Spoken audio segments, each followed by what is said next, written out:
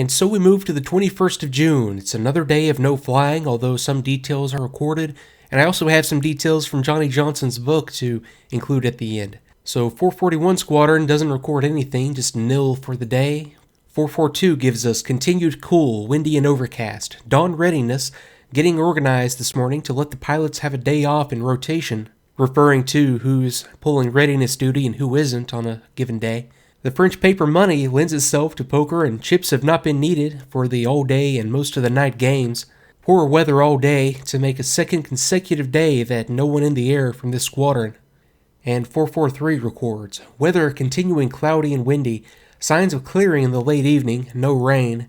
3 new pilots reported today to 443 Squadron, however they have been reallotted within the wing by the wing commander flying, and only one has stayed within the squadron, being Pilot Officer Kearns. No sorties carried out, although continual readiness maintained.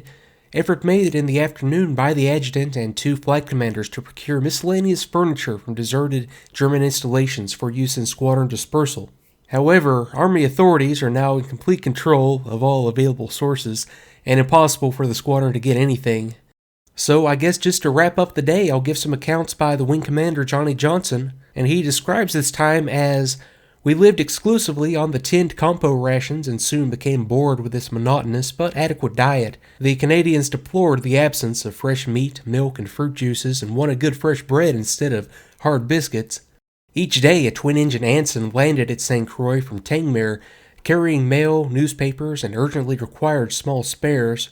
I sat down in my caravan to write a note to Arthur King. I told him of the dreariness of our food and asked him if he could arrange to deliver to Tangmere a supply of fresh vegetables together with bread and perhaps some meat.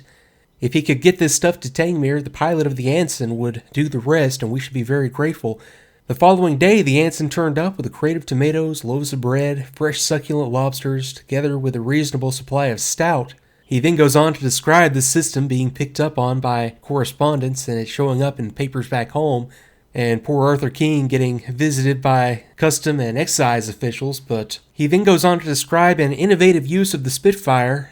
Back in England, some ingenious mind had modified the bomb rack slung under each wing so that a small barrel of beer could be carried instead of a 500-pound bomb. Daily, this modern version of the brewer's dray flew across the channel and alighted at St. Croix. The beer suffered no ill effects from its unorthodox journey and was more than welcome in our mess. And I remember reading other accounts of the time, one book in particular by a Typhoon pilot who mentioned the Canadians and just what a good bunch of guys they were, and how they just had a knack for making the best out of a situation. They weren't the only ones to have these sorts of setups. That was pretty common, actually. But they did take on that reputation as things developed. So it looks like on the 22nd, weather is going to still be windy. I'm sort of peeking ahead here, but it does look like a more normal rotation of missions. So I'm going to pick things up then. Thanks again for watching, and I'll see you next time.